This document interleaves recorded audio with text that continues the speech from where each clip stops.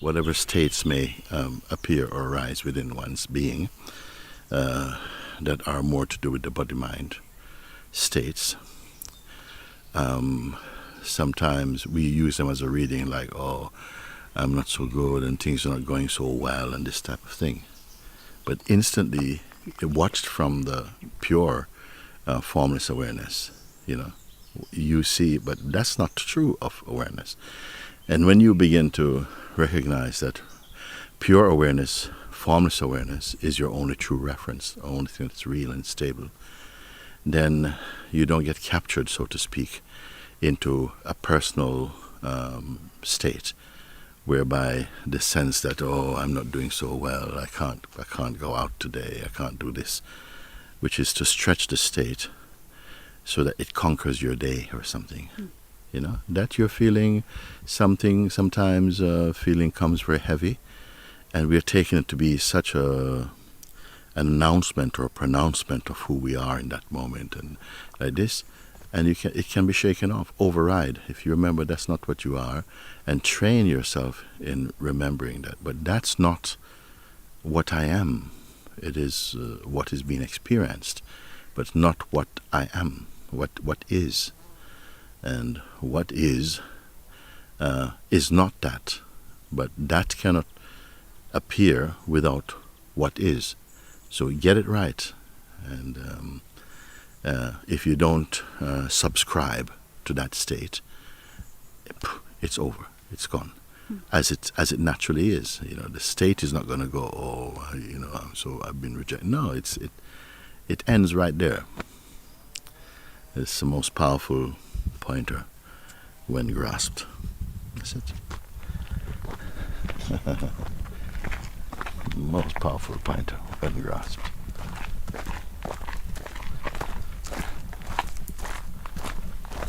There's something from the mind that happens in the mind as a habit, which is that if you could look at mind as though it is an entity or something.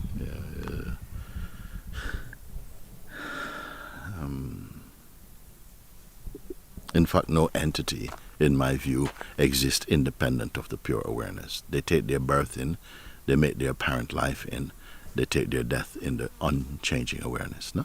If you have this understanding, and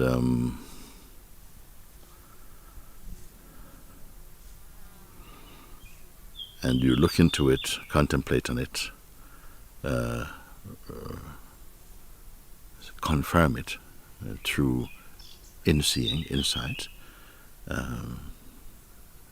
then it will hold you in good stead, I would say. Because there's a tendency that we have established such a relationship with our thoughts and mind and the sense of person, that those states are allowed to be your constant companion. So their reading, which is what we plugged in, we typed in that when you say, I am this, those readings are not questioned. Because they're not questioned, you remain locked into limited states of being. When it has come to the point where you see that all states of being are all states, they are temporary, they're impermanent, they come and go, in that which really is, which is what I would say, what we are, in fact, then the grip of delusion is over for you. Keep practicing that, keep looking at it, that whatever you see, whatever state you experience, and some states can be tremendously loud, they seem to occupy all of one's being, and so they're not questioned, they're assumed to be facts. Actually, there are no facts at a certain height of awareness. There's nothing in the relative world that one need to rely upon as a fact. A fact means truth. I'm using the word now, I'm defining it. That fact for me would mean truth, that which is unchanging, that which is totally reliable. I have not seen anything you may say, and some scientists, some physicists may say things like, you cannot dispute that 1 and 1 equal 2. I would say that actually I beg to differ, and that would be a concept for me. You can only have that impression when you're awake, you know. You may only have that impression in your own system of thinking. This is why I say, and I'm using the word God here, made life in such a diverse way that, that nothing in the world of human beings is so consistent conceptually, that even our present day date system varies in some countries. You usually may say it's 2020 now, but in another place it could be a very different reading by many, many years difference. Our Christmases are different. Some people don't have Christmases or don't have these things. So you see it is conceptual. Time also varies according to the rising of the sun and the play of light and shade. So we're not all awake on the planet at the same time. You know, some are fast asleep at this moment, and some are just going to bed. So there's these inconsistencies, these variations, and I feel this is part of God's, when I say God, I mean the pure intelligent principle that is the source of all manifestation, arranges it like that when manifesting itself as a human being who is given such diverse powers as to contemplate and to differentiate, to determine, to believe, to trust, to know, to conceive, all these things, and that we don't become prisoners of our own abilities. If I were to say final words about it, whatever you may experience, and some experiences in the body-mind are so strong, they are so strongly experienced that they are never questioned as to the truth of them. Although there are some simple tests that they come and go is itself an indication that they are not permanent and that they have no stability, that they are just clouds passing also. But when they come, they may come with such virility. It's accepted that, whoa, this is what's happening to me. I would say the happening and the way the happening itself is an interpretation also, depending upon how strongly one is identified with one's body-mind's functioning. There are people who are not so identified. And to them, what may be a very strong and